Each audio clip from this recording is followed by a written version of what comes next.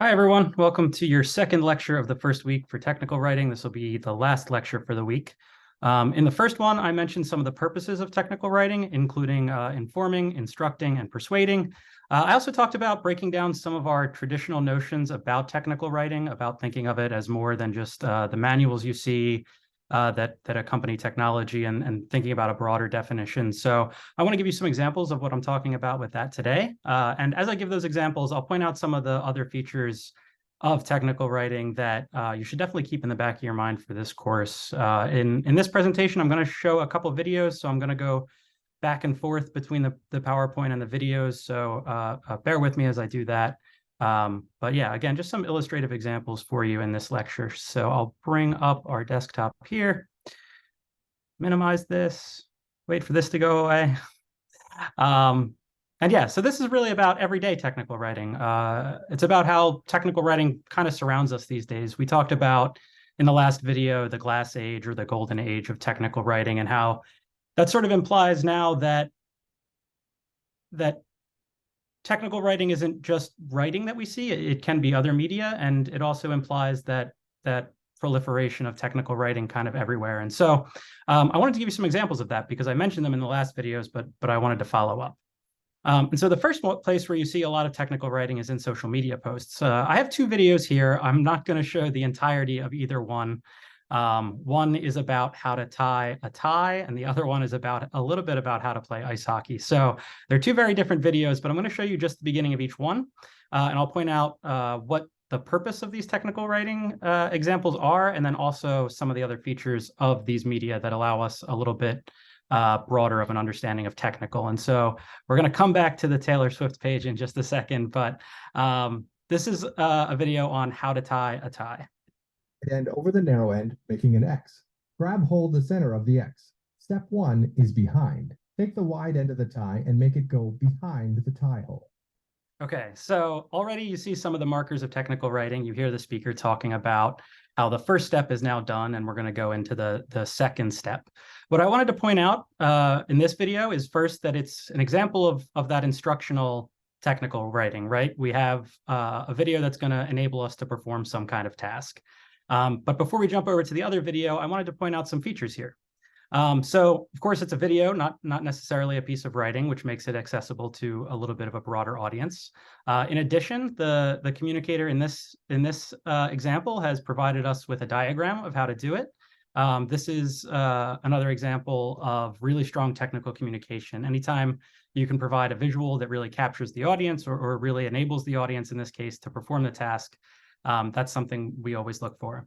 The other thing I wanted to point out before we jump over to the other video is that this video is really well captioned. They haven't missed a single word, and all the words match up with the video. And so we call this accessibility in technical writing, which means that that anyone from any audience would be able to use this video, including people who are perhaps hearing impaired in this case.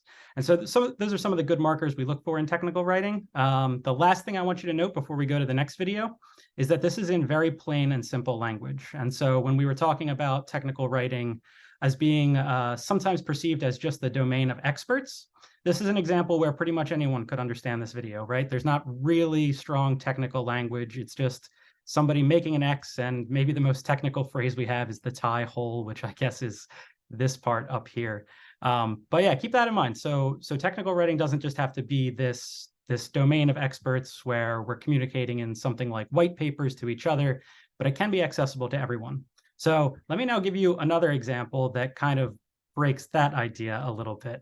And so here is an instructional video on how to perform a breakout play in ice hockey. So let's just watch the beginning. All right, so in this video, we're going to go over some tips and techniques for wings in terms of breaking the puck out, okay? So how to get yourself in better position during the breakouts, create a little bit more time and space for yourself, and make effective plays so that when you get the puck, you're able to get your head up and make plays. Okay, so that's all we're going to watch, but keep a good note of this video because this is one where we are talking a little bit about the domain of experts, right? You have to know already just 20 seconds into the video what a wing is in hockey. Presumably you have to understand this diagram and what the rules are that are going on with all these lines. And you have to understand sort of what's the goal of what he's getting at, which you might not know if you don't know the game of ice hockey. And so this is one of those examples of technical writing that is kind of the domain of experts, but it shows you that technical writing doesn't have to be really technical experts. It can be just somebody playing a sport and communicating with other people who know a lot about it.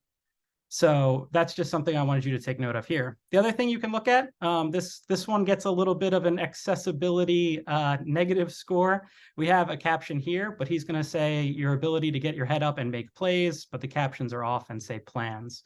And so that's something we look out for as technical writers. We make sure something's accessible. But again, this just shows you that technical audiences don't necessarily have to be these really smart experts in something academic. It can just be the kinds of expertise that you yourself have.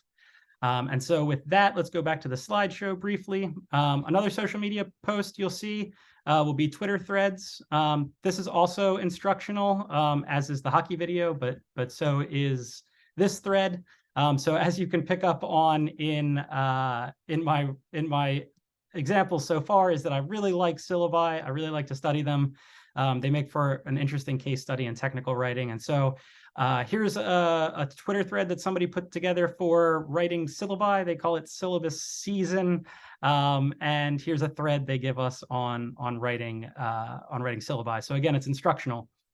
She gives us a number of questions we should ask ourselves that will enable us to write better syllabi. Again, this one probably doesn't require super expert knowledge. You can understand most of the words that are used throughout this thread. Another thing that technical writers think about that you can pick up on this thread is what's called usability. And so we have a kind of old Twitter thread from 2019. Let's see if all the links still work. And so we have how to be mindful of our calendars.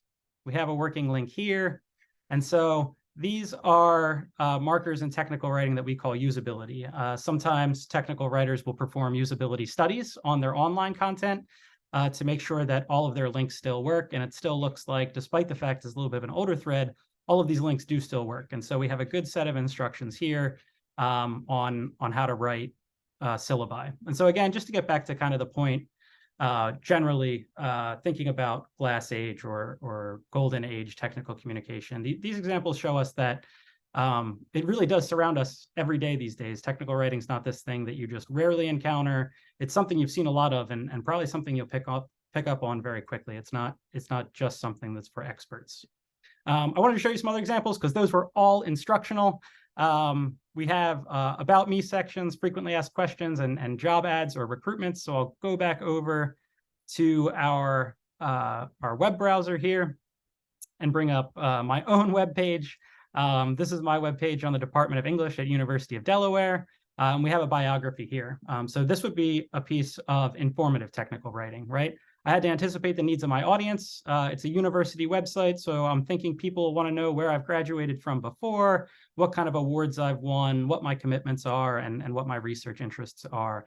And so that gets to that part of technical writing where we talked about really taking into consideration the needs of your audience, right? I'm not trying to persuade anyone here that I'm the best scholar or the most important scholar or anything like that. It's just a question of sitting down and thinking, hey, what would my audience need? They're coming to my webpage on the University of Delaware Department of English website.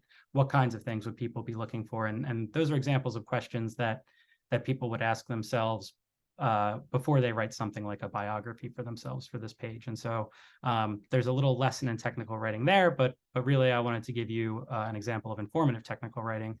You'll see it more obviously on frequently asked questions on pages. And so I have here the official Taylor Swift shop. But I wanted to use this example to show you some other markers of technical writing that we look out for. So the most obvious one is going to be strong headings. And so we know what website we're on right away. We know exactly which page we're on right away. And this person's going to use headings for each of the questions that they've frequently received. And so again, we have informative technical writing because we're answering questions that the audience might have. In this case, you'd think they're actually frequently asked, but maybe they just anticipated what they would be asked as well. And so again, in this example, we have some of those markers. Headings, bold, this we call contrast in technical writing. It makes certain words pop out.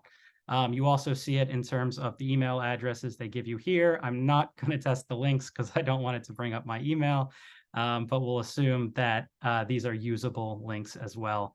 And so again, you have it all on all the headings, and then you have some words here where they wanted to bold it out to make sure you really understood what you were getting yourself into. So under no circumstances will a portion of your order that contains digital music be refundable. That's really important information they want you to get. So they use strong contrast. Again, contrast is the phrase we use for text that just pops out that's bolded or otherwise.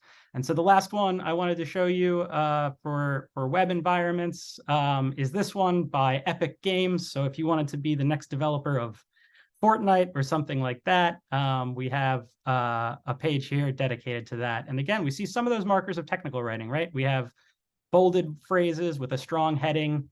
But here's where we get a little bit into the persuasive side of technical writing. So if you remember from the last video, that technical writing, one of the purposes can be persuasion as well. And so here we have contribute to the unrelenting focus on innovation, quality, and community that defines us. And so they're trying to persuade you that, hey, this is a really good company to work for. We're doing really innovative, exciting stuff. And then kind of if you scroll through the rest, again, you see strong headings, bolded words to stick out. And then with each one, you'll get a little bit of information about what that sector does. So again, you do see a little bit of the informative side of things as well, while there's some persuasion going on at the same time. And so I think I said that with the last video, that look out for the fact that none of those are really exclusive markers of technical writing. You'll see all of them at play at different times. I have some real life examples from here with me. I'll stop sharing the screen and show them to you.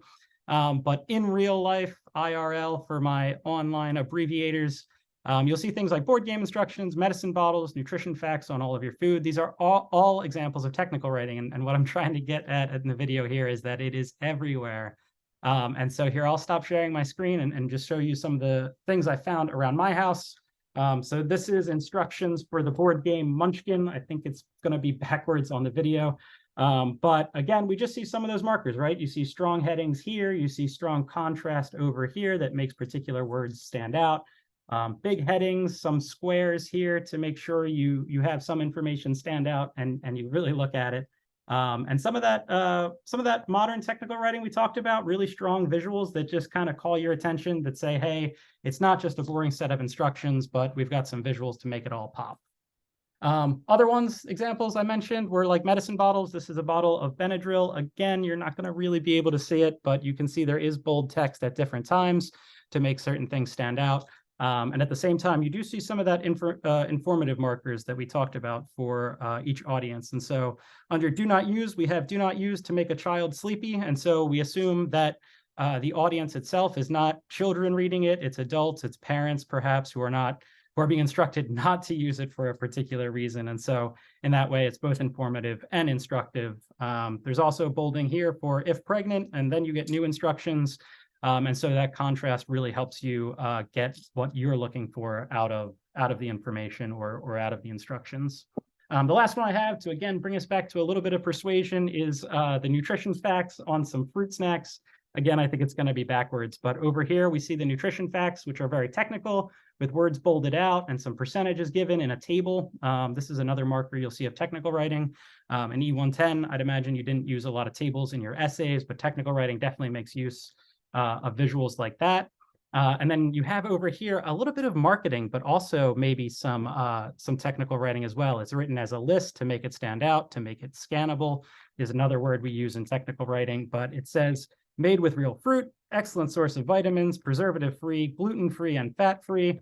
And so maybe that's some of the persuasion going on here, because if we consult our nutrition facts, we know this makes up 50% of your daily sugars almost.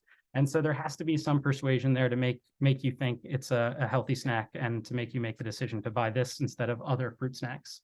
And so those are all examples of technical writing that I just wanted to point out. I'm going to ask you to think about some of the found technical writing you see in your life. And this is the kind of vocabulary we use to prove it. We look for first the instructions, the informative, the persuasion.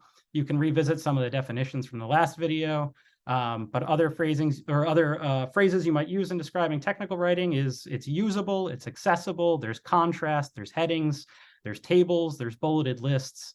these are all definite markers of technical writing. And so keep that in mind as I'll post the assignments, because they'll ask you to use that vocabulary as some practice. So thanks for watching this week. I'll be active in our discussions. You saw in the syllabus video my schedule for grading.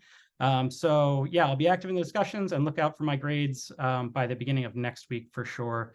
And as a reminder, you have the full week to participate. Make sure you get an initial discussion post in by Friday, a conversation starter before you start responding to everyone else.